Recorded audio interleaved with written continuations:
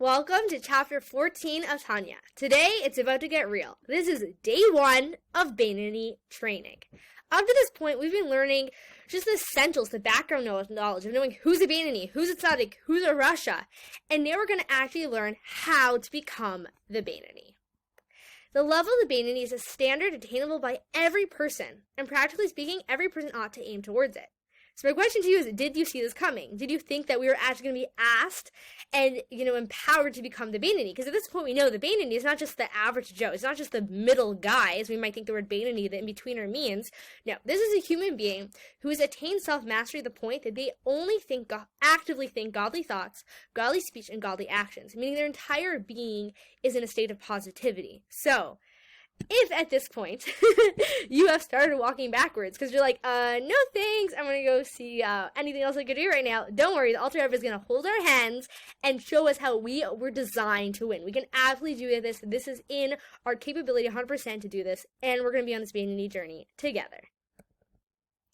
Any person can become a Bainani at any moment. Why? Why is this so attainable? Because mastery over one's behavior is instantly attainable. We've learned head over heart. By thinking positive thoughts, it's going to lead to more positive active thoughts, positive speech, and positive actions. Meaning I'm not being asked to change the inner recesses of my soul, turn my absolute inner darkness I'm not even aware of on some deep, deep subconscious level to goodness. No, that's not what I'm being asked to do. All I'm being asked to do is to actively have the self-control to actively think positive thoughts, say positive things, and do positive, godly actions. And remember, we're just saying in this moment, right? In this moment, I can be the Bainani. This isn't like taking on a lifestyle choice that might totally freak me out. Like, the animal soul is going to be like, I'm sorry, you're trying to do what now? You're trying to be the Bainani? I'm going to send some serious cravings for some things right now that are not going to have such God consciousness. And so no, we're not trying to freak out our systems. We have to play it smart here. It's in this moment, I can be the Bainani. In this one very moment, I can have self-mastery. And so you do not need to start being repulsed by evil. You can be honest. The Bainani is not repulsed by evil, since that is a matter of the heart. We're not being asked to transform our inner core. We're being asked to actively choose goodness in our thoughts, speech, and actions in the realm that's within our control. We've learned that the Bainani does not have control over turning those 10 inner soul powers of the animal soul into goodness. That might be given to him as a gift, but I only have to be in my business. My business is what's within my ability to serve God. And it's God's business if he gives us that, that gift of transforming our inner core. So meaning you don't need to start pretending to be holier than thou, or you don't need to be like, but I know myself. Like, I don't want to put on a show. Or I run a women's group, and one woman said this week, I want to say something not so nice to my husband, but instead I decided to keep the shalom bias going, keep the peace in the home going. But she's but maybe I wasn't being authentic to that part of myself. And so really, the discussion we had is that, there are two parts of myself, and I need to choose which one is the authentic me. So with the Bainani, the authentic me is the godly soul. And by being able to express that, I am being authentic. Does that mean I'm not expressing the evil within my animal soul? Yes, but that's because I'm choosing not to identify with it. Do I need to ignore it? Do I need to pretend it's not there? No, I need to know what it is, that it's there to challenge me, it's there to bring out the best in me, but I need to know who the authentic self is. And with the Bainani, that is expressing the godly soul. So you ready for the Alter Rebbe's hack? Okay, this is Bainani training. Let's go. Scream it from the rooftops. When you desire something that's forbidden, to strengthen yourself by saying, I don't want to be a Rasha for even a moment. I don't want to be wicked for even a moment. For I don't want to be separate and disconnected in any way for the one God, God forbid. Okay? So if you're in Tzfat and you start screaming, I don't want to be a Rasha for even a moment, no one's going to look at you funny. Okay? Because it's Tzfat. But if you are in New York City on the subway and you want to whisper that to yourself, by all means, or maybe on the New York subway, that kind of thing flies anyway, so just go for it, okay? But the main thing is when you're losing that self-control, when you're losing that grip on reality, and the animal soul is dragging you into that mochon takanis, to that petty mindset, you just scream out, I don't want to be separate and disconnected in any way from the one God, God forbid. So do me a favor, if you're so inclined, pause the video right now, and in your own privacy, practice saying it, get fun with it, get silly with it. You can jump up and down and say it, you can whisper it, you can make it a screensaver on your phone. Take a moment to take in the beginning of our Bainani training. Okay, moving forward. Moving forward. Don't focus on past sins or future fears. Focus on how in this moment I can be a Bainani and connect. Meaning the mindset of remembering who I am might make it hard for me to just be who I'm able to be in this moment. I mean, if I'm like, yeah, but I've had all these sins and these things, all the time, was like, who cares? Like, honestly, God is not judging you for them. Like, you've done tshuva. Like, move on. It's the next moment. Don't worry about if I was a Russia in the next moment. Or don't worry about, am I going to be able to be the tzaddik in the future? Can I maintain this? Irrelevant. Now. The word tshuva, it's returning, repentance in the Torah, is always connected with the word ata, which means now. They're always linked with each other. They have an integral synthesis with one another, because the idea of tshuva, really returning to our authentic self, is the power of now. The Beinoni understands the power of now, that I can connect right now, and that's all that matters. It doesn't matter about who I'm going to be in the future or who I was in the past. I can connect right now, and that is the ultimate form of tshuva. The first step is accepting the fact that sins separate me from God. I had to understand this hardcore reality. I need to accept it as a fact, okay? Because the spirit of folly is going to start saying lots of things like, I can, sin and still be connected. I'm essentially one with God. I'm just going to eat this, hamburger that's not so kosher, right? Like, I can do it. I'm still connected. No.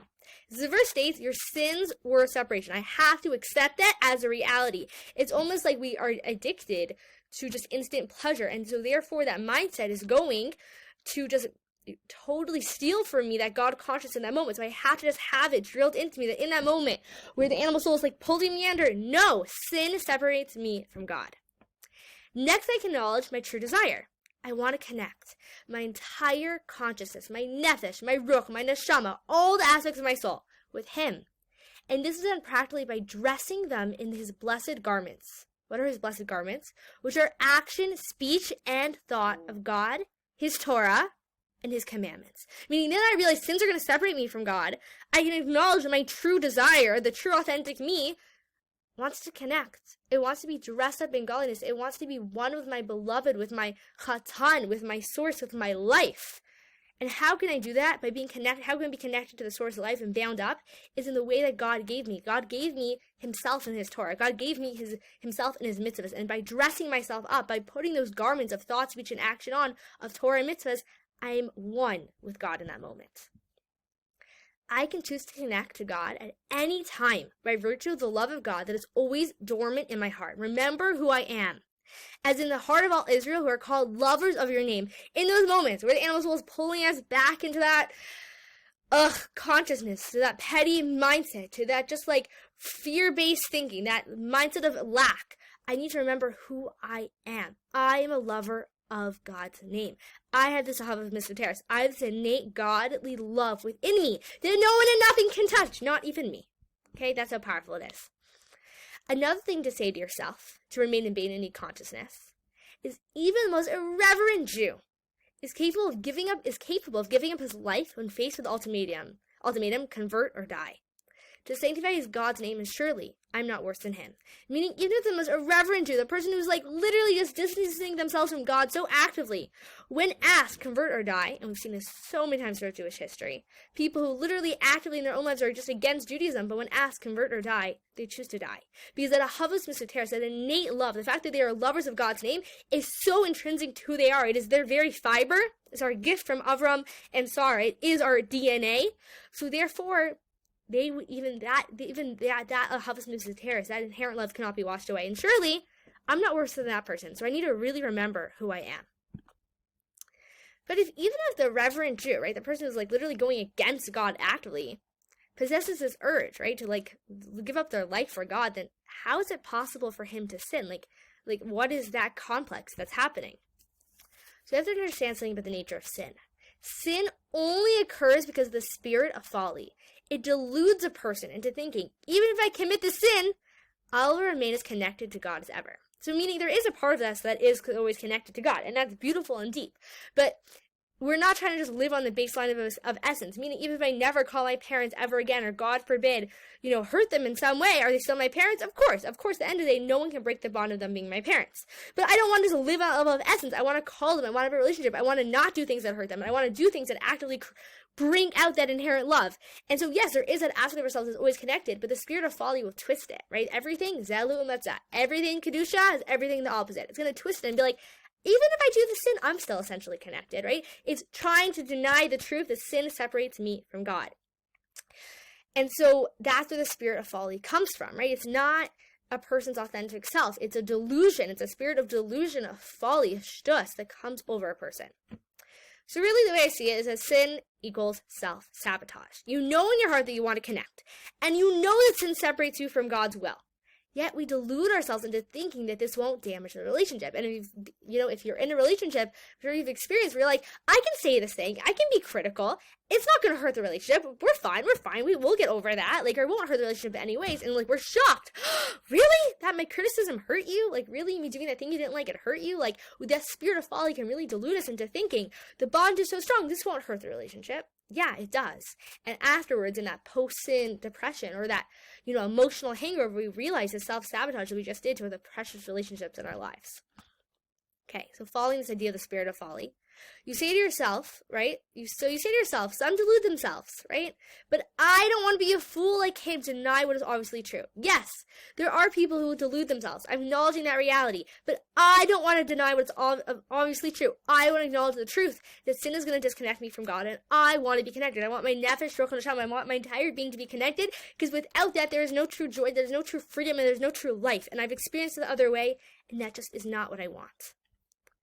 Okay, thank you for taking the time to dive into this chapter today. So just some food for thought today. So try it, okay? This is all of our Dainini boot camp together. Try one time today saying, I don't want to be a Rasha for even a moment. You're about to say that comment. You're about to, send that mean text. You're about to just, go down that rabbit hole of negative thoughts about yourself and everyone in your life and why really all your mistakes are so bad. Stop.